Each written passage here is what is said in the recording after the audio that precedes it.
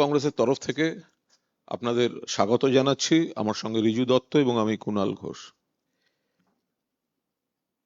একটা বিষয় ক্রমশ সীমা ছাড়াচ্ছে, সেটা হচ্ছে কেন্দ্রীয় সরকার, ভারতীয় জনতা পার্টি, তারা যত বেশি বুঝতে পারছে যে তাদের পরাজয় একদম নিশ্চিত, তত বেশি নোক দাঁত বার করে সম্পূর্ণ অনৈতিকভাবে ব্যাকডোর পলিটিক্স, কখনো সিবিআই, কখনো ইডি, কখনো এনআইএ, কখনো নির্বাচন কমিশন,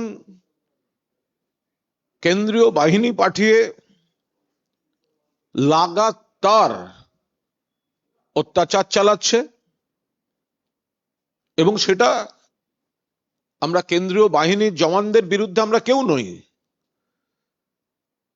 কিন্তু তাদের যে ব্যবহার করা হচ্ছে তারা সব সীমা অতিক্রম করে যাচ্ছে, চরম পক্ষপাত দুষ্ট কাজ করছে, বিজেপির লেঠেল বাহিনীর কাজ করছে, দিল্লির জমিদারদের লেঠেল বাহিনীর কাজ করছে। আমরা 3টে ভিডিও আপনাদের দেখাবো, দেখে আমি বিষয়টায় ফিরছি।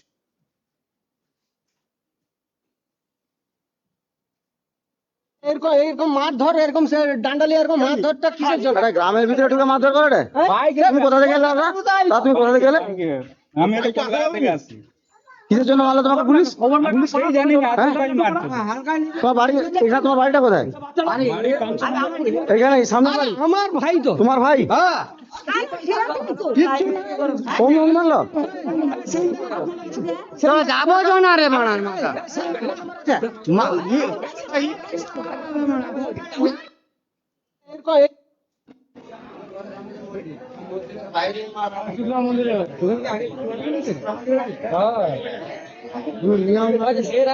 আমার ভিতর রাস্তা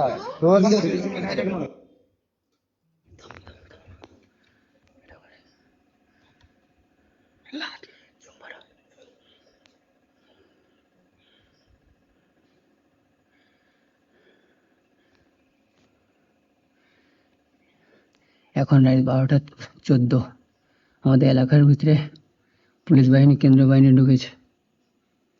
পুরো গ্রাম অঞ্চল, পুরো এখানে কোনো কিছু ঝুটঝামেল নেই, কিছু নেই। রাত 12:15 এখন কিন্তু কেন্দ্র বাহিনী টহল দিচ্ছে পুরো আমাদের, মানে পুরো গ্রাম অঞ্চল। এটা পুরো ভিতরে কোনো গন্ডগোল বা কিছু ঝুটঝামেলা কিছু নেই। তাও রাত এত গ্রামের ভিতরে দেখো পুলিশ, দেখো পুরো কেন্দ্র বাহিনী, এর সঙ্গে একজন কেউ গ্রামের কেউ আছে মনে হচ্ছে, মানে এদেরকে পথ দেখাচ্ছে, কেউ জানাশোনা কেউ লোক হবে। আমার হাতে খুলো শাড়িটা।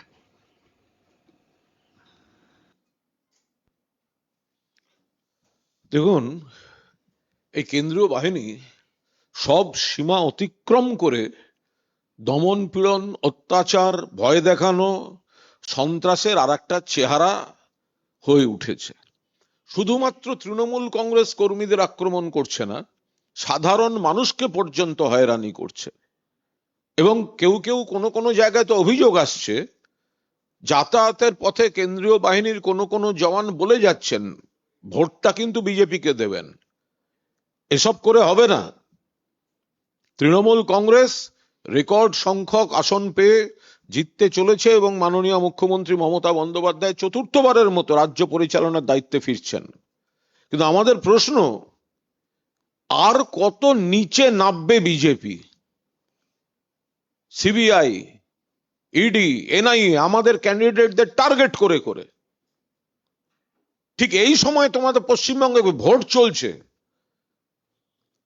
প্র্যাকটিক্যালি বয়স্কদের ভোট শুরু হয়ে গেছে। কটা দিন তার মধ্যে ক্যান্ডিডেটদের নোটিশ দেয়া, ক্যান্ডিডেটদের ডেকে পাঠানো, তো কার বাড়িতে রেড, একটা ভয়ের পরিবেশ তৈরি করা। এটা হচ্ছে বিজেপি বুঝে গেছে হারবে, রাগ, অবসাদ, আক্রোশ থেকে লেঠেল বাহিনীকে নামিয়ে, আপনারা ভিডিওটা দেখলেন, কোথাও কোনো গন্ডগোল নেই, একটা শান্ত গ্রাম, রাত 12টার পর কেন্দ্রীয় বাহিনী সেই জায়গাটায় ঘুরে একটা আতঙ্কের পরিবেশ তৈরি করছে। কেন যাবে? যেখানে কোনো গন্ডগোল নেই, শান্তিপূর্ণ একটা গ্রাম ঘুমোচ্ছে, সেখানে ওই বুটের শব্দ, অস্ত্রের আওয়াজ, কিসের কারণে? তার সঙ্গে সঙ্গে অভিযোগ আসছে, আমাদের পার্টি খুব সিরিয়াসলি বিষয়টা দেখছে, এই বিজেপি, সিপিএম আর কংগ্রেস এবং কোথাও কোথাও তিনটো করে প্রার্থী নিজেরা কোঅর্ডিনেশন রেখে তৃণমূল কর্মীদের নাম, যারা ভোট করেন জেনুইন, তারা নাম দিচ্ছে নির্বাচন কমিশনকে। নির্বাচন কমিশনের অবজারভারদের কাছে নির্বাচন কমিশনে এই এলাকা দিয়ে রুট মার্চ করান, ম্যাপ করে করে দিচ্ছে। যে জায়গাটায় বিজেপির সংগঠন নেই, যে জায়গাটা গোহারা হারবে, সেই সব জায়গায় কেন্দ্রীয় বাহিনীকে কি ভাবে ইউজ করা যায় তার একাধিক নথি কিন্তু আমাদের হাতে চলে এসছে। আমরা যথাসময়ে সেগুলো সমস্ত আপনাদের সামনে আনবো এবং সেগুলো যাতে বাকিরা আপনাদের মাধ্যমে দেখতে পান, আমরা তার ব্যবস্থা করব। কিন্তু মানে এইভাবে একেবারে দিয়ে ম্যাপ করে করে জমা দিচ্ছে এবং ভোটের আগে আমাদের যারা জেনুইন এজেন্ট, যারা বুথ সংগঠক, যারা দক্ষ এজেন্ট, যারা বাইরের ভুয়ো ভোটার ভোট দিতে এলে ধরে ফেলবে, পাড়ার মানুষকে চেনে, তাদেরকে এই বিরোধীরা তাদের লিস্টে নাম দিয়ে অ্যারেস্ট করাবার চেষ্টা করছে। এসব করে হবে না, তৃণমূলকে এসব করে হারানো যাবে না, বাংলার মানুষকে এসব করে ভয় দেখিয়ে বাংলা জয় এই ব্যাকডোর পলিটিক্স দিয়ে হয় না। কিন্তু ওরা সেটা করছে। কোথাও খবর আসছে রাতে টাকা বিলি করছে, কোথাও খবর আসছে মাংস বিলি করছে।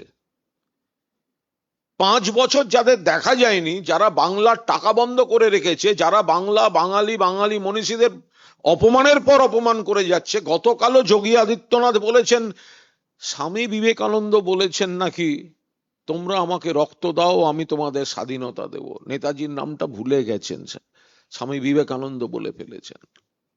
আর অন্যদিকে এই সন্ত্রাস ভয়ের মহল তৈরি করছে। ভোটার লিস্ট থেকে জেনুইন ভোটার বাদ দিতে গেছে, মুখ্যমন্ত্রী প্রতিবাদ করেছেন, অভিষেক প্রতিবাদ করেছেন। যখন দেখতে পাচ্ছে মুখ্যমন্ত্রী যেভাবে সুপ্রিম কোর্ট করেছেন এবং সুপ্রিম কোর্ট শেষ দিন পর্যন্ত নাম তোলার ব্যবস্থা করেছেন, অনেক মানুষের নাম ইতিমধ্যে ঢুকেছে, এবার কেন্দ্রীয় বাহিনীর অপব্যবহার শুরু হয়েছে। তার পরের ধাপ যেটা আমরা আশঙ্কা করছি বা খবর আসছে, আমাদের জেনুইন বুথ কর্মী, এজেন্ট, সংগঠক, তাদের নাম দিয়ে ইলেকশন কমিশনের থ্রু পুলিশকে ইনস্ট্রাকশন পাঠানো হবে, বিশেষ করে একদম ভোটের আগের দিন 48 ঘন্টা আগে থেকে, যে এদেরকে সরিয়ে দাও, এদেরকে ডাকো, এদেরকে থ্রেট করো, এদেরকে এলাকা থেকে সরিয়ে দাও, দরকার হলে আটকে রাখো, ডিটেইন করো। নির্বাচন কমিশন তো দালাল, এজেন্ট, দলদাস, কিন্তু কেন্দ্রীয় বাহিনীকেও এখন বিজেপির জমিদাররা লেঠেল বাহিনীর মতো ব্যবহার করছেন। এর যোগ্য জবাব কিন্তু যাবে। মানুষ গণতান্ত্রিক পদ্ধতিতে জবাব দেবেন। আর যে এলাকায় যে গদ্দার বাংলায় থেকে বাংলার খেয়ে বাংলার পরে বাংলার সরকারের সমস্ত সুযোগ সুবিধা নিয়ে বঙ্গ বিরোধী শক্তি, যারা বাংলার অধিকার, বাংলার আত্মসম্মান ধুলোয় লুটিয়ে দিতে চাইছে, তাদের হাত শক্তিশালী করছেন, এদের আমরা চিহ্নিত করে রাখছি। গণতান্ত্রিক এবং আইনি পদ্ধতিতে এদের ব্যবস্থা হবে। এবার আমি রিজু দত্তকে অনুরোধ করব, আরেকটি গুরুত্বপূর্ণ বিষয় আছে নন্দীগ্রাম কেন্দ্রিক। রিজু, আপনাদের বিষয়টি বলছেন। আমি ধন্যবাদ জানাই দলের সাধারণ সম্পাদক এবং অন্যতম মুখপাত্র শ্রী কুণাল ঘোষ। তিনি বিস্তারিত বলেছেন কিভাবে কেন্দ্র সংস্থাগুলোকে লেঠেল বাহিনী হিসেবে ব্যবহার করছে বিজেপি বাংলার কে দখল করার জন্য, কারণ গণতান্ত্রিক প্রক্রিয়ায় জিততে পারবে না বলে। কিন্তু আমি একটা অন্য প্রসঙ্গ আপনাদের সামনে তুলে ধরতে চাই। সম্প্রতিকালে আপনারা জানেন একটা মহিলা সংরক্ষণ বিল এনেছিল বিজেপি, যে বিলের আড়ালে একটা ষড়যন্ত্র হয়েছিল ভারতবর্ষের পলিটিক্যাল ম্যাপটাকে বদলে দেওয়ার, কিন্তু মমতা বন্দ্যোপাধ্যায়, অভিষেক বন্দ্যোপাধ্যায় এবং তৃণমূল কংগ্রেস সেই বিল আটকে দেয়।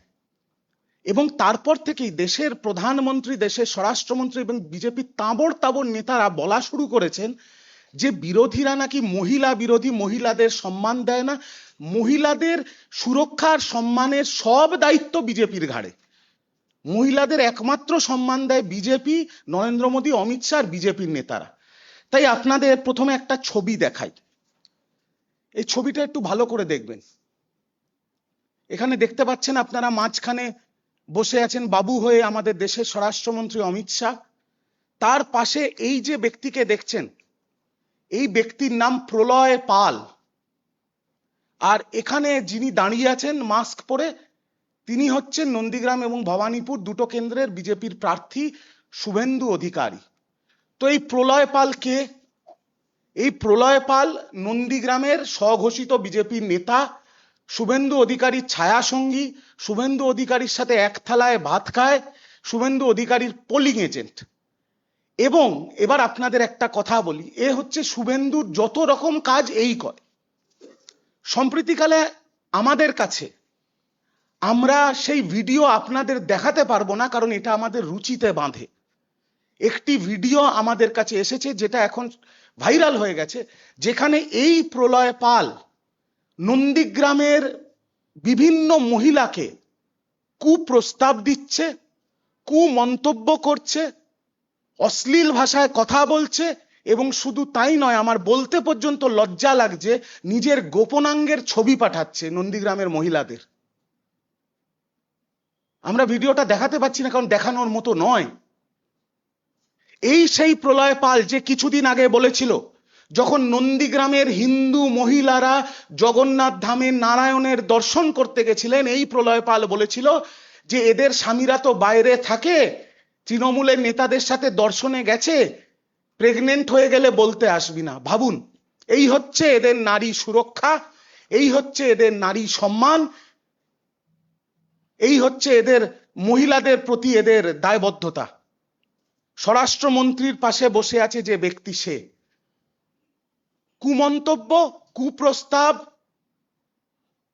অসভ্য কথাবার্তা, তার সাথে ফটো এবং ভিডিও করে নিজের গোপনাঙ্গের ছবি পাঠাচ্ছে আর ভিডিও পাঠাচ্ছে। ভাবতে পারছেন? এই সেই বিজেপি যার নয়নের মণি হচ্ছে বৃজভূষণ শরণ সিং, কুলদীপ সেঙ্গার, প্রজ্জ্বল রাভান্না, আর তারপরে এই প্রলয় পাল। আমরা তো আরেকটা খবর পাচ্ছি, সূত্র মারফত খবর, যে ঝাড়গ্রামের বিজেপির প্রার্থী, সে নাকি রাগিনী বলে কোন মহিলাকে পার্টি অফিসে উল্টোপাল্টা কাজকর্ম করে তারপর তাকে অন্তঃসত্ত্বা করে দিয়েছে, এখন নাকি পালিয়ে পালিয়ে বেড়াচ্ছে।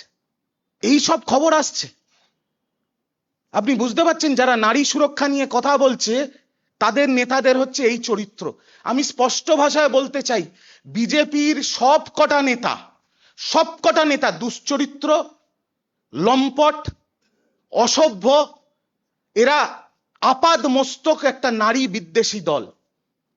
আর যদি ক্ষমতায় কোনো মহিলাকে দেখে তাহলে তো এরা সহ্য করতে পারে না, এদের গায়ে চুলকুনি হয়। মমতা বন্দ্যোপাধ্যায় থেকে শুরু করে, মহুয়া মৈত্র থেকে শুরু করে, সাগরিকা ঘোষ থেকে শুরু করে, সায়নী ঘোষ থেকে শুরু করে, কোনো মহিলা যদি নিজের শিরদাঁড়া সোজা করে ক্ষমতায় দাঁড়িয়ে থাকে নিজের যোগ্যতায়, তাহলে এরা সহ্য করতে পারে না।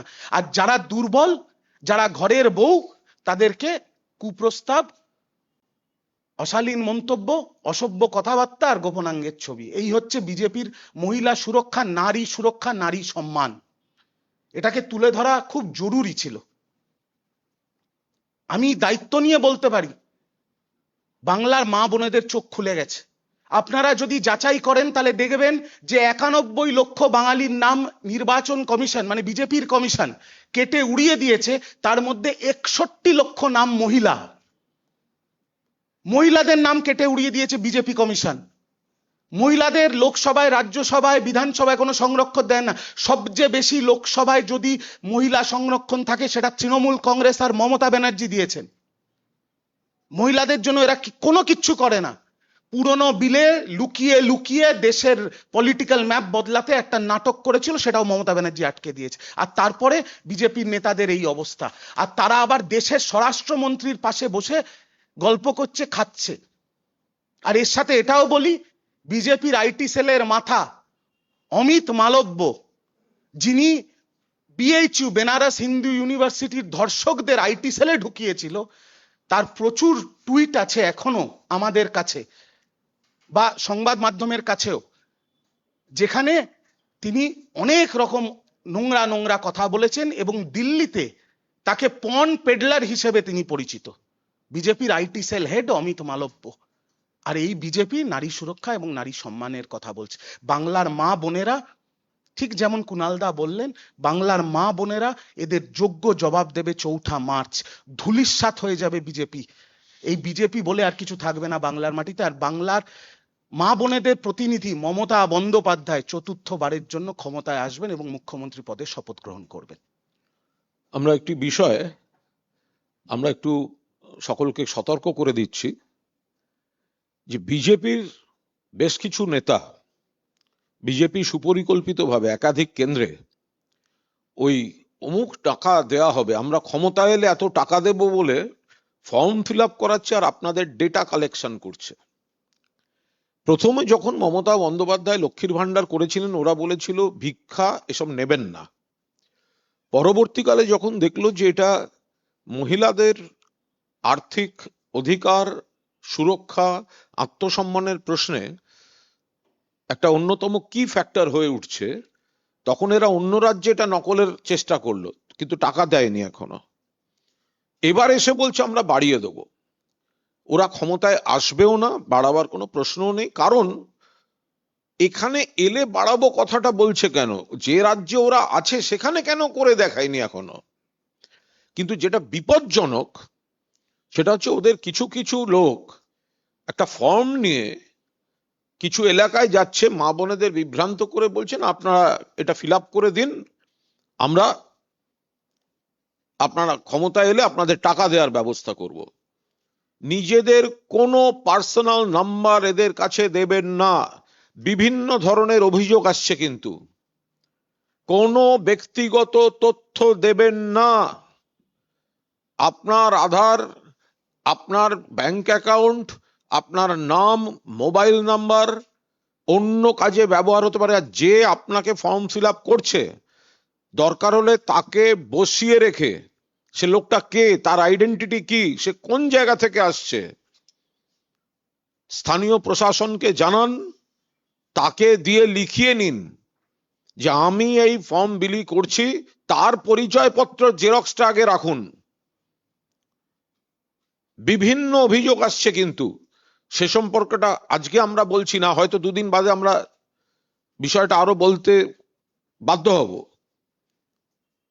যেখানে বিজেপির নেতারা টাকা দেওয়ার নাম করে ফর্ম দিয়ে মহিলাদের কাছ থেকে ফর্ম ফিল আপ করিয়ে কোনো ব্যক্তিগত যোগাযোগের কোনো নম্বর অমুক তমুক নিচ্ছে তথ্য, দয়া করে আপনারা সেগুলো দেবেন না। সরকারের লোক ছাড়া সরকারি যে আমাদের কাঠামো আছে, যেখানে আপনি দিয়েছেন লক্ষ্মীর ভান্ডার পেয়েছেন, যেখানে আপনি দিয়েছেন কন্যাশ্রী পেয়েছেন, যেখানে আপনি দিয়েছেন যুবসাথী ঢুকেছে, কিন্তু যারা ক্ষমতাতেই নেই আর যে রাজ্যে ক্ষমতায় আছে সেখানে করেনি, তারা যখন আপনার কাছে গিয়ে মহিলাদের ডিটেলটা নিতে চাইছে, বিভিন্ন তথ্য এবং কমিউনিকেশনের নম্বর ইত্যাদি, দয়া করে দেবেন না। নিজেদের নিরাপত্তার কারণে দেবেন না। একাধিক অভিযোগ আসছে, আমরা এটা সতর্ক করে রাখলাম। এটা শুধু রাজনীতির বিষয় নয়, এটা শুধু রাজনীতির বিষয় নয়। অন্য লোক অন্য জায়গা থেকে অন্য কারণে নানাভাবে যোগাযোগ করতে পারে। দয়া করে এই ভয়ঙ্কর খেলাটার মধ্যে কোনো বিপদে আপনারা যাতে না জড়ান অজান্তে, তাই আপনাদের সতর্ক করলাম। থাকলে করো। রাকেশ সিং ইকবালপুর থানার ওসি কে বলছেন, আমি তোমাকে দাঁড়াও আমি দেখাচ্ছি না দেখাতে পারবো না। এটা আপনারা একটু প্লে করুন, কি? একটু দেখুন। আরে কি এটা? এটা রাকেশ সিং হ্যাঁ, ইকবালপুর থানার ওসি কে বলছেন প্রাণী মেরে ফেলবো, ওকে বলেছে তাকে মেরে ফেলবো, ওসি কে বলেছে তাকে মেরে ফেলবো। হ্যাঁ। ওসি ইকবালপুর বলেছে প্রাণী মেরে ফেলবো। পুলিশ ভর্তি আছে হাসপাতালে, কমপ্লিট হয়েছে। দেখুন, আমি বারবার এটা আমরা গত কদিন ধরে আপনাদের বলছিলাম যে স্থানীয় বিজেপি নেতা এবং কর্মীদের বলছি, ভোট এলেই দিল্লির নেতারা তাদের রাষ্ট্রীয় শক্তির অপব্যবহার এবং বিপুল টাকায় নানা বিজ্ঞাপন দিয়ে, আপনি দেখতে যাচ্ছেন হয়তো সিনেমা, খুললে দেখবেন একটা বিজেপি বিজ্ঞাপন ঢুকিয়ে বসে আছে।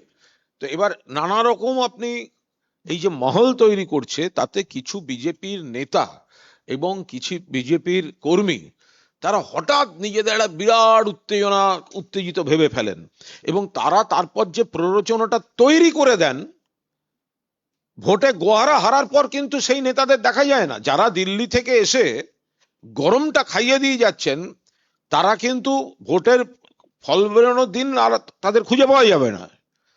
মাঝখান থেকে দেখা যাবে আপনারা কয়েকজন যারা অত্যন্ত বাড়াবাড়ি করেছেন, সেখানে রাকেশ সিং অভিযোগ করছেন, যার কোনো বক্তব্য থাকলে পুলিশকে অভিযোগ করতে পারেন। অভিযোগ করা, হুমকি হামলায় তো তফাৎ আছে। তো এবার নির্বাচন কমিশন দেখতে পাচ্ছে না, একজন যদি ওসিকে এত বড় হুমকি দেওয়া হয় তাহলে তো তার আইনি ব্যবস্থা হবে। আমরা বারবার বলছি এই বিপদটা ডেকে আনবেন না আপনারা বিজেপির নেতা কর্মীরা। আপনাদের ওই 21 সালেও একটা গরম গরম গরম গরম ভাব এসছিল, বেলুন ফুস। তারপরে আপনারা লজ্জায় এলাকায় ঢুকতে পারছেন না, এই করতে পারছেন না, তাই করতে পারছেন না। তখন হচ্ছে কি না, পোস্ট পোল ভায়োলেন্স চলছে। আরে প্রি পোল উত্তেজনা যদি আপনি তৈরি করেন, তাহলে পোস্ট পোল কান্নাকাটির কি ভ্যালু আছে? তো প্রি পোল উত্তেজনাটা তৈরি করবেন না, তাহলে পোস্ট পোল কান্নাকাটির পরিবেশটা তৈরি হবে না। তৃণমূল কংগ্রেস অশান্তি চায় না। আমরা জিতছি, আমরা জিতবো। মমতা বন্দ্যোপাধ্যায়ের নেতৃত্বে সরকার ছিল, আছে এবং থাকবে। আমরা কেন অশান্তি চাইবো? কিন্তু আপনারা যখন পায়ে পা দিয়ে ঝগড়া করছেন, এলাকায় দাদাগিরি করছেন, ফলে সর্বস্তরে তো একটা রাগ তৈরি হচ্ছে। এবার আপনারা যখন হারবেন, কেউ কোনোভাবে তার রাগের বহিঃপ্রকাশ হলে সেগুলো আমাদের ঠান্ডা করতেও তো সময় লাগে। প্রি পোল প্ররোচনা দেবেন না, তাহলে পোস্ট পোল কাঁদতে হবে না। একদম পরিষ্কার কথা। ওই যে পোস্ট পোল ভায়োলেন্স আমরা করতে যাই না। আমরা চৈতন্য দেবেন নীতিতে বিশ্বাসী। মেরেছ কলসির কানা, তা বলে কি প্রেম দেব না? কিন্তু যদি লাগাতার প্ররোচনা হয়, এলাকার মানুষ যদি ক্ষিপ্ত হয়ে থাকেন, তাই বিজেপি নেতা এবং কর্মীদের বলবো, এই ভোটের আগে আপনারা 21-এ আবকি বার 200 পার, 24-এ বাংলায় বিজেপির লোকসভা সিট বাড়বে, কমে গেল, তৃণমূল বেড়ে গেল, এসব করবেন না। ভোট আসবে যাবে, বাংলাটা শান্ত আছে, উন্নয়নে আছে, গণতান্ত্রিক রাজ্য। আপনি আপনাদের ভোটে লড়ার কথা ভোটে লড়ুন, কিন্তু তার জন্য রাকেশ সিং ওসিকে হুমকি দেবেন, সেই গরম খেয়ে আবার কোন বিজেপির ক্যাডার সে আর একজন তৃণমূলের ক্যাডারের গায়ে হাত দিয়ে দেবে, যেগুলো হচ্ছে চারপাশে। এগুলো করবেন না। মনে রাখবেন, আপনাদের এই দিল্লির দাদাগিরি অমুক তমুক সব কিন্তু ওই 4 তারিখ, তারপরেরটা কিন্তু সব আমাদের সঙ্গে সুন্দরভাবে থাকতে হবে। অমিত শাহ বলেছেন তৃণমূলের গুন্ডাদেরকে বলছেন যে 23 তারিখ কিছু করার চেষ্টা করলে ব্যবস্থা হবে। অমিত শাহ নিজেই তো লোকাল গুন্ডাদের ভাষায় কথা বলছেন। অমিত শাহ লোকেরাই তো গুন্ডামি করে বেড়াচ্ছেন। অমিত শাহ লোকেরাই তো ওসিকে হুমকি দিচ্ছেন। অমিত শাহ লোকেরাই তো বাইরে থেকে লোক ঢোকাচ্ছেন। এই গুন্ডামির ভাষা, বহিরাগত ঢোকানো, এগুলো তো অমিত শাহরা করছেন। যাদেরকে বাইরে থেকে ভুয়ো ভোটার পশ্চিমবঙ্গে ভোট দিতে পাঠাচ্ছেন, আমরা তো বারবার তাদের বলছি, ভাই আপনারা এইসব পাল্লায় পড়বেন না। এখানে কোনো বুথে যদি ধরা পড়েন না, অন্য রাজ্যের ভোটার জাল কিছু নথি নিয়ে এখানে ভোট দিতে এসছেন বিজেপির কথায়, বাড়িতে বলে আসবেন, ফিরতে দেরি হবে, অসুবিধা হবে ফিরতে। আইন আদালত প্রশাসন আছে, এসব কাটিয়ে তো ফিরতে হবে। একজন যদি ওই রকম বাইরের লোককে কোনো বুথে ধরা যায়, যথাযথ ব্যবস্থা হবে। এবং এই উত্তেজনাগুলো অমিত শাহরা ছড়াচ্ছেন। তৃণমূলের গুন্ডাদের যদি দেখা যায়, আরে কোথায় তৃণমূলের গুন্ডা? যারা বাইরে গুন্ডা বলে পরিচিত তারাই তো এখন ডেলি প্যাসেঞ্জারি করে কলকাতায় ভাষণ মারতে আসছে, বাংলায় ভাষণ মারতে আসছে। তৃণমূল 21 সালে কি করেছিলেন অমিত শাহ? লজ্জা করে না বলতে? আব কি বার 200 বার? ভোটের পরের দিনও কোনো অভিযোগ করেননি, ভেবেছিলেন জিতছেন, হেরে যাওয়ার পর কান্না শুরু হয়েছে। অভিযোগ কিন্তু ভোট নিয়ে কোনো অভিযোগ 21 সালে ভোটের পরের দিন কিন্তু কোনো অভিযোগ ছিল না। তখন আপনারা ভেবেছিলেন আপনারা জিতে গেছেন। আপনারা অভিযোগ শুরু করেছেন রেজাল্ট বেরোবার পর, হারার পর। আবার সেই পুনরাবৃত্তি ঘটতে চলেছে। ন্যাড়া একবার বেলতলায় যায়, অমিত শাহ বারবার বেলতলায় যায়। আরে উনি তো লোকাল গুন্ডার ভাষায় কথা বলছেন, ওনার ভাষায় উনি কথা বলছেন। বাংলার মানুষ গণতান্ত্রিক পদ্ধতিতে তার জবাব দেবেন। একটা ছবি ভাইরাল হয়েছে, সেখানে দেখা যাচ্ছে ট্রেড ইউনিয়ন অফিসে বসে আছেন, পাশে একজন আর্মস নিয়ে বসে আছেন। এটা তো দেখে বলতে হবে। ওরা তো এগুলোই করে বেড়াচ্ছে। যাদের মিছিল থেকে দুমদুম করে গুলি ছোড়ে তারা আবার কি করবে? দেখুন, কুণালদা যেটা বললেন আমি তার সূত্র ধরেই বলি। বিজেপির কর্মীদের একটা বেসিক কথা বলতে চাই। আপনাদের পূর্ব অভিজ্ঞতা আছে যে ভোটের রেজাল্টের দিন 12টার পরে আপনাদের লোকাল নেতা থেকে শুরু করে সবার ফোন সুইচ অফ হয়ে যায়। আর যে বহিরাগত নেতাগুলো আসে তার আগেই চার্টার্ড ফ্লাইট করে দিল্লি ফেরত চলে যায়।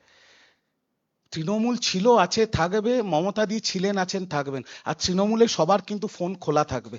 এমন কিছু করতে যাবেন না যাতে, যেটা কুণালদা বললেন, আমরা কিছুই চাই না, কিন্তু নিউটনের একটা থার্ড ল তো আছে। আমাদেরও তো আমাদের কর্মীদের আবেগকে সম্মান দিতে হবে।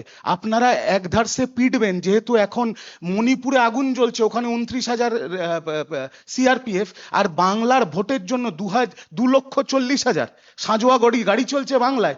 এই সাঁজোয়া গাড়ি পেহেলগামে থাকলে তো আর ভারতীয়দের, জঙ্গিদের হাতে খুন হতে হতো না। বাংলার মানুষ মারা গেছে।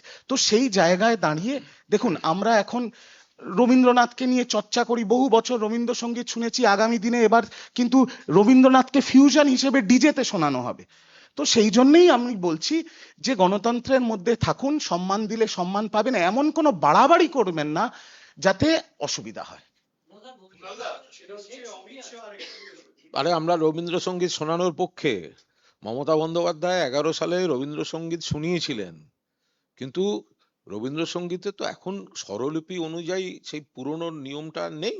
ফলে রিমিক্স, ডিজের সঙ্গে, এগুলো সব কিন্তু এবার শোনার জন্য তৈরি থাকতে হবে। যদি আপনারা এই ভাষায় কথা বলেন তাহলে আমরাও নতুন ধরনের একটা প্রেজেন্টেশনে রবীন্দ্রসঙ্গীত শোনাবো। জয় কামদার নিয়ে কি শাসক দলের অস্বস্তি বাড়ছে? জয় কামদার, যার সঙ্গে একাধিক শাসক দলের নেতা তাদের ঘনিষ্ঠতার প্রমাণ ইডি পেয়েছে বলেন কি? ইডি হচ্ছে বিজেপির শাখা সংগঠন হিসেবে আপাতত বিজেপি ব্যবহার করছে। ফলে তৃণমূল যদি এর সঙ্গে কোনো রাজনীতি বা রাজনৈতিক নেতার কোনো বিষয় নয়। এটা ইডি এখন তৃণমূলকে মেলাইন করার জন্য কি ধরনের খবর খাওয়াচ্ছে, সূত্র আবার কি সূত্র? ইডির কিছু বলা থাকলে প্রেস রিলিজ দিক। ইডির যদি সত্যি কিছু বলার থাকে প্রেস রিলিজ দেবে। তো সুতরাং এর সঙ্গে তৃণমূলের বিড়ম্বনার কোথাও কোনো সম্পর্ক নেই। বিজেপি এত কিছু করছে, সিবিআই, ইডি, এনআইএ, নির্বাচন কমিশন, ভোটার তালিকা থেকে ভোট কাটা, কেন্দ্রীয় বাহিনীকে দিয়ে গুন্ডামি, সমস্ত কিছু করার পরও আমরা বলছি মানুষের আশীর্বাদে, মমতা বন্দ্যোপাধ্যায়ের নেতৃত্বে, অভিষেক বন্দ্যোপাধ্যায়ের সেনাপতিত্বে তৃণমূল কংগ্রেস আগের থেকে পার্সেন্টেজ অফ ভোট বাড়বে, আগের থেকে নাম্বার অফ সিট বাড়বে, এবং প্রত্যেকটা সিটে আগের থেকে আমাদের জয়ের ডিফারেন্স বাড়বে। শেখ সুফিয়ানের জামাই, তাকে গ্রেফতার করা হয়েছে, তিনি পঞ্চায়েত প্রধান, বলা হচ্ছে তিনি ভোটারদের প্রভাবিত করছেন। তো ভোটারদের প্রভাবিত যখন নির্মলা সীতারামন, তিনি কেন্দ্রীয় অর্থমন্ত্রী, এত টাকা দেয়া হবে বলে ভোটের মধ্যে করছেন, আগে তো তাকে গ্রেপ্তার করা উচিত। অর্থমন্ত্রী নিজে যদি টাকা বিলোনোর প্রতিশ্রুতি দেন বা সেই প্রচারে যুক্ত হন, তো তাকে গ্রেপ্তার করা উচিত। নন্দীগ্রামে জমি কাঁপছে, সেই কারণে এই ধরনের কাণ্ড কারখানাগুলো করা হচ্ছে। সূত্র ধরি আরেকটা কথা বলি, যে এই যে নির্মলা সীতারামনের উদাহরণ কুণাল দা দিলেন, আপনারা একবার মানিকতলায় যাচ্ছেন না কেন? তাপস রায় ভোট প্রচারে ব্যাট বিলি করছে, বল বিলি করছে, টাকা বিলি করছে, সেগুলো ওদেরকে নির্বাচন কমিশন দেখতে পাচ্ছে না? আর রইল নন্দীগ্রামের কথা, নন্দীগ্রামের মানুষ পাপ মুক্ত হতে চাইছে, পাপ মুক্ত হতে চাইছে, অপবিত্র থেকে পবিত্র হতে চাইছে। তিনি বলছেন ভোট শান্তিতে করবেন, তার জন্য কেন্দ্রীয় বাহিনীকে সম্পূর্ণ স্বাধীনতা দিচ্ছেন এবং রাজ্য পুলিশের জন্য ওয়েট করতে বারণ করছেন, নিজেদের অ্যাকশন নিতে বলছেন। পাশাপাশি ভুয়ো ভোটার যদি আরে নিজেদের অ্যাকশন নিতে বলছে, মানে রাস্তা চেনে না, বাড়ি ফিরবে কি করে তারপর? জ্ঞানেশ কুমার একটা অমিত শাহের দলদাস, হ্যাঁ, উনি কি নিরপেক্ষ? এটা নিরপেক্ষ ভোট হচ্ছে? গোটা রাষ্ট্রযন্ত্রটাকে নির্বাচন কমিশনটা বিজেপি শাখা সংগঠন হিসেবে কাজ করছে। তৃণমূল লড়ছে বাংলার মানুষের ভরসায়, মমতা বন্দ্যোপাধ্যায় নিজের দমে লড়ছে ইলেকশন, বাংলার মানুষের আশীর্বাদে লড়ছেন, দুয়ায় লড়ছেন। সেখানে জ্ঞানেশ কুমার কেন্দ্রীয় বাহিনীকে যদি বলে রাখে যে পুলিশের জন্য ওয়েট করতে হবে না, নিজেরাই ঢুকে যাবেন, তো মানে কি? বাইরের থেকে আসছে ছেলেগুলো, সে বেচারারা বাড়ি ফিরবে কি করে?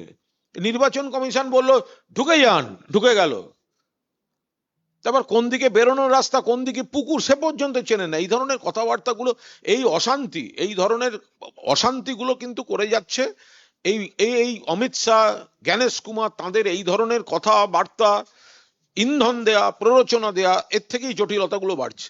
আধিকারিকদের ফোন বন্ধ থাকলেও সেটা তারা ব্যবস্থা নেবে, তারা নজর রাখবে যেন ফোন যেন কারোর বন্ধ না হয়, আধিকারিকদের করতে হবে। তো তাদের ব্যাপার, ওদের আধিকারিক, ওদের লোক, মানে লোক কি করবে না করবে, আর আধিকারিকদের ফোন বন্ধ থাকবেই বা কেন, সে তাদের ব্যাপার। আমাদের একটাই বক্তব্য, জ্ঞানেশ কুমার যদি বলে থাকেন নির্বাচনটা এমন ভাবে করাবেন আধিকারিকদের ফোন বন্ধ থাকবে না, ই থাকবে না, রেজাল্টের পর যেন বিজেপি নেতাদের ফোনগুলো বন্ধ না থাকে, 4 তারিখে দুপুরের পর যেন বিজেপি নেতাদের ফোন বন্ধ না থাকে, এবং বিজেপি কর্মীরা তারপর ফোন করে নেতাদের ফোনে পাবে না, আর তৃণমূলের হেল্পলাইনেই ফোন করবেন, আমরা আছি, তা নিয়ে কোনো সমস্যা নেই, কিন্তু বিজেপির আগে গ্যারান্টি দিন বিজেপির নেতারা 4 তারিখের পর থেকে ফোন খোলা রাখবেন।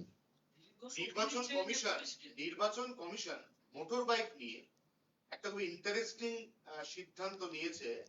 সাধারণ মানুষ, আমরা জানি নিম্নবিত্ত মধ্যবিত্ত খেটে খাওয়া অজস্র মানুষ নানা পেশার সঙ্গে যুক্ত, তারা মোটর বাইক ব্যবহার করেন।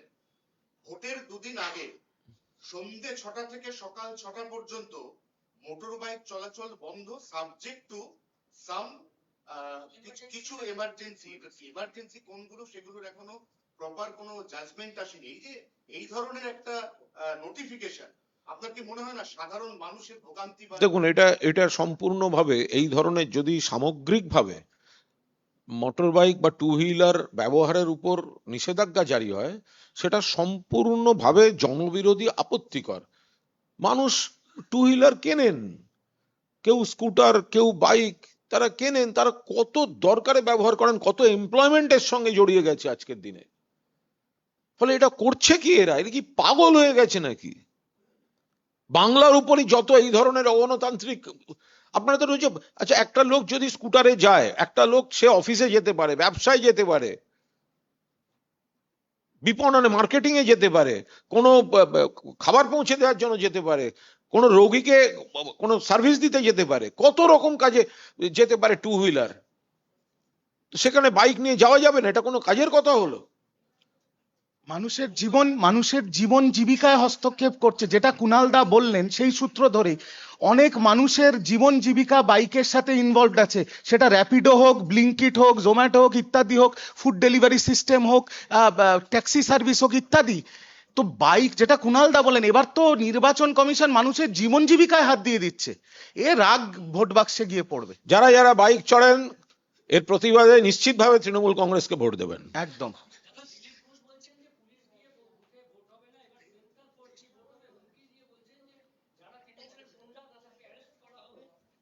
দিলীপ ঘোষ 2021 সালে তো একই কথা বলেছিলেন, তা সেবার কি হয়েছিল? সেবারও তো একই কথা বলেছিলেন, সেবারও তো সেন্ট্রাল ফোর্সই ভোট করেছিল। আপ কি বার 200 বার কে বলেছিল? বিজেপি বলেছিল। দিলীপ বাবু তো তখন সভাপতি ছিলেন, রোজ বিকেলে যোগদান মেলা করে এপাশ ওপাশ থেকে লোক ডেকে এনে দুনিয়ার বিতর্কিত লোকদের নিজেদের মঞ্চে পতাকা কে ধরিয়েছিল? দিলীপ ঘোষ ধরিয়েছিলেন। তা আজকে হঠাৎ তিনি একই নতুন কথা বলছেন? কোনো না কোনো গরম কথা বলতে হয় ওনাকে খবরে ভেসে থাকতে গেলে। উনি তো নতুন কথা কিছু বলছেন না। 21 সালেও একই জিনিস হয়েছে, সেন্ট্রাল ফোর্স দিয়ে বলছে। এই ডায়লগ গুলোই দিলীপ ঘোষরা দিয়েছেন, এই সংলাপ গুলোই দিলীপ ঘোষরা দিয়েছেন। তফাৎ এই, তখন উনি অবিবাহিত ছিলেন, এখন উনি বিবাহিত। এর বাইরে তো সংলাপে কোনো বদল নেই।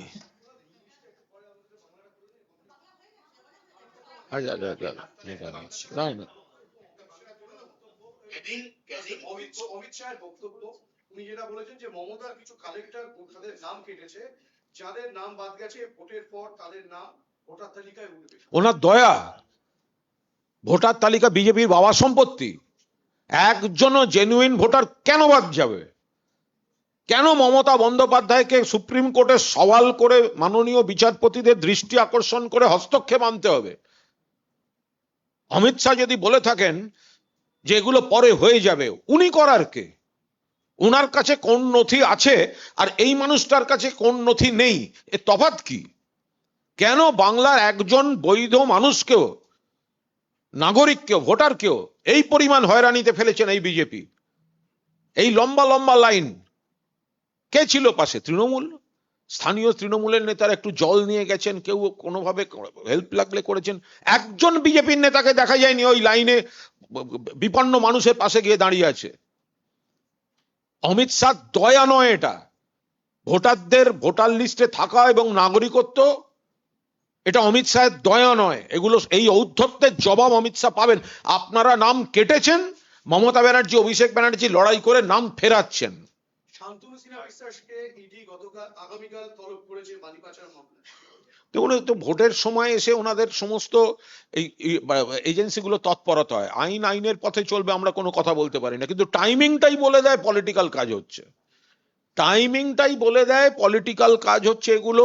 আইন নিশ্চয়ই আইনের পথে চলবে, কিন্তু যে মামলা 5 বছর আগের, কোন মামলা 6 বছর আগের, তখন সব মনে হচ্ছে এখন ভোটের মুখে, ভোট চলাকালীন এখন কখনো তৃণমূলের প্রার্থী, কখনো কেউ পুলিশ সংগঠনের কোনো নেতা, কেউ কোনো অমুক, সেই সময় সব এজেন্সিকে এসে আসতে হবে। এগুলো মানুষ বোঝেন, এই সব তলবেন না, মানুষ বোঝেন যে কোনটা রাজনীতি আর কোনটা সত্যি কোনো তদন্তের। তো এটা রাজনীতি।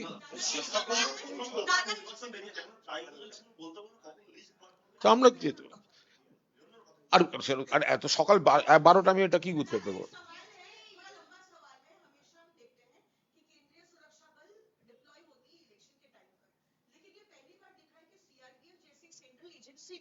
एक जो है ऑपरेशन लॉन्च किया है, ऑपरेशन ऑल आउट, और अब उसको कहा जा रहा है ऑपरेशन एडवांस आउट। पहले आर्मर्ड व्हीकल्स दिख रहे थे, अब एम्फीबियस व्हीकल जो एडवांस वेपन सिस्टम के साथ है, उसे पोलिंग ड्यूटी पर लगाया जा रहा है। क्या ये युद्ध हो रहा है या कोई इलेक्शन हो रहा है? वो तो युद्ध कर रहा है बंगाल का जनता का साथ। बंगाल का जनता का ऊपर उसका कोई कॉन्फिडेंस नहीं है, रेस्पेक्ट नहीं है। वो जानते हैं उसका जो एंटी बंगाल पॉलिसी है, बंगाल उसको फिर से रिजेक्ट करने वाली है। इसीलिए पूरा मिलिट्री सिस्टम, मैं उसको एक रिक्वेस्ट करूंगा, इतना सारे जो आधा मिलिट्री इतना सारे सब कार्स, वो लोग, एक टैंक उतारिए, एक टैंक उतारना चाहिए।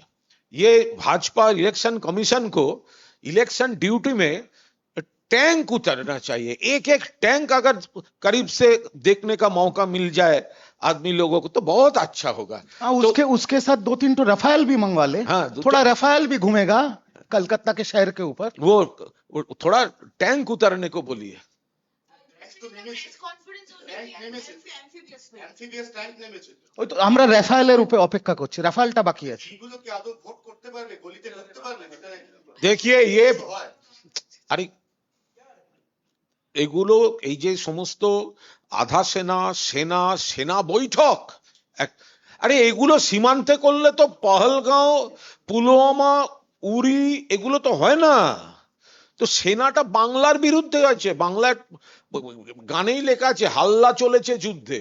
এটা হচ্ছে, এই বিজেপি হচ্ছে হাল্লার রাজার দল। হাল্লা চলেছে যুদ্ধে। তো এখানে আধা সেনা আধা ট্যাঙ্ক এইসব নামিয়ে একটা ভয়ের মহল তৈরি করা হচ্ছে। তো আমরা বলছি তো একদম অরিজিনাল ট্যাঙ্ক নামান না রাস্তায়, দু চারটে ট্যাঙ্ক ফ্যাঙ্ক ঘুরুক, তারপরে যখন আপনারা মিলিটারিকেও জড়াচ্ছেন, কিন্তু তারপরেও যখন দেখবেন যে বাংলার মানুষ আপনাদের প্রত্যাখ্যান করেছেন, তখন এই বিজেপি নেতাদের খুঁজে পাওয়া যাবে। তো ইয়ার কি হচ্ছে? ভোটের নামে আপনি সেনা নামাচ্ছেন, ট্যাঙ্ক নামাচ্ছেন, অস্ত্র দেখাচ্ছেন, ফাজলামি হচ্ছে। আর পাহলগাঁও থেকে জঙ্গি ঢুকে এসে বাঙালি পর্যটকদের গুলি করে মারছে, তার একটা জঙ্গি ধরা পড়েনি।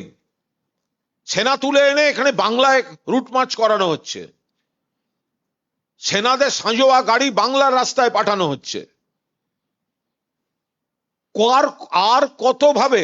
তবে এটা বুঝতে হবে, একজন মহিলা মুখ্যমন্ত্রীকে সামলাতে গোটা নরেন্দ্র মোদীর গোটা বিজেপি, অমিত শাহ, যোগী আদিত্যনাথ, সবকটা রাজ্যের সিবিআই, ইডি, এনআইএ, আধা সেনা, কমিশন, কেন্দ্রীয় বাহিনী, অন্যদিকে হাওয়াই চপ্পল। তো সুতরাং আপনারা দেখতে পাচ্ছেন বিজেপি কি কি করছে। আরো ট্যাঙ্ক ফ্যাঙ্ক নামাক, রাষ্ট্রসংঘ থেকে বাহিনী আনুক।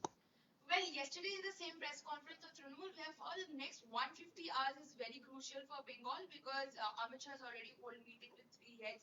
Today you talk about central forces being deployed in Bengal.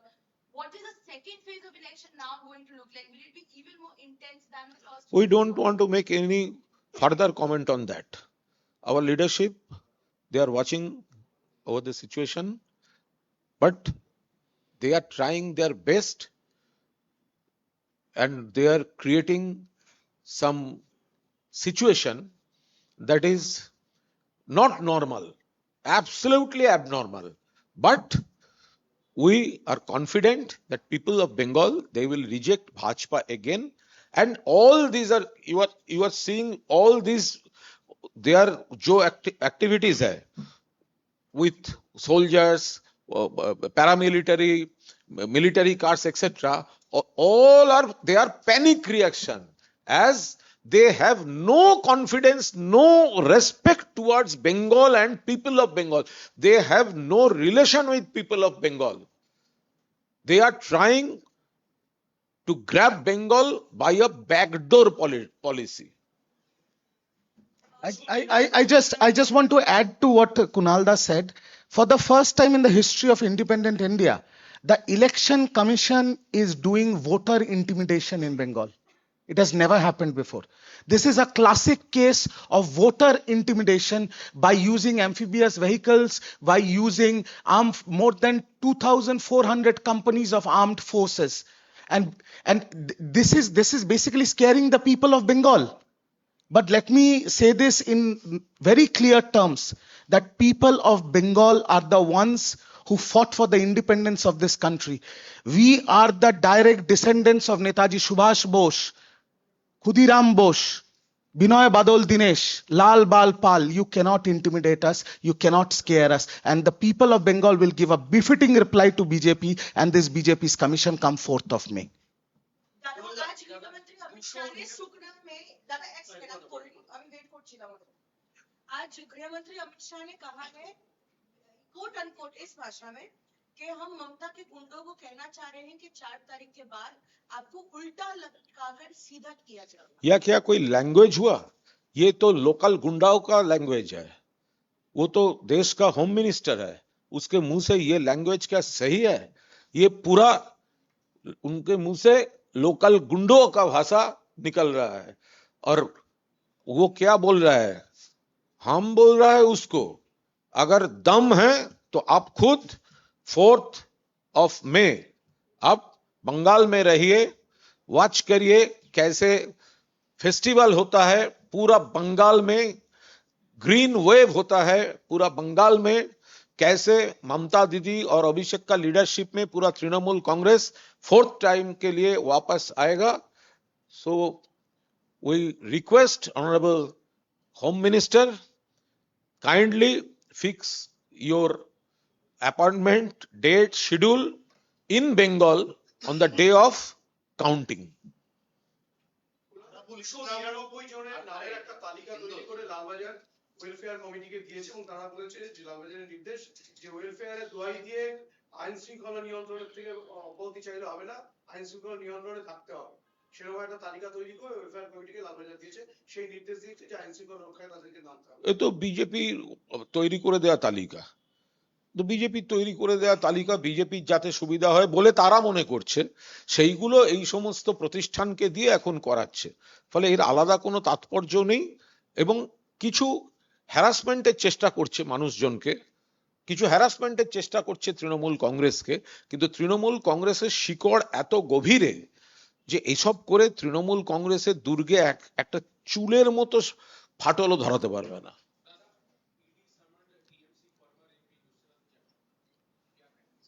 Nusrat जी कहेंगे, ये टाइमिंग देखिए, ये ईडी समन कर रहा है, क्या कर रहा है, वो law will take its own course, but the timing is the factor to जज। अब सोचिए क्यों अभी हो रहा है, तो इतना इन्वेस्टिगेशन चल रहा है इतना बरस से चल रहा है, जब वोट आ गया है तब उसका एक्टिविटीज बढ़ गया है। ये पूरा पॉलिटिकली मोटिवेटेड, ये टाइमिंग ये प्रूव कर रहा है। আরাবুল ইসলাম প্রায়শই অভিযোগ করছেন বিভিন্ন রকম থ্রেট তার উপর আসছে, আজকে অভিযোগ করেছেন বন্দুক দিয়ে তাকে খুনের চেষ্টা করা হয়েছে প্রচার চলাকালীন দেউলি 1 নম্বর। এইসব নিয়ে বলতে হবে না, এখন কার কি অভিযোগ কার কি মনে আসছে কি করে বলবো।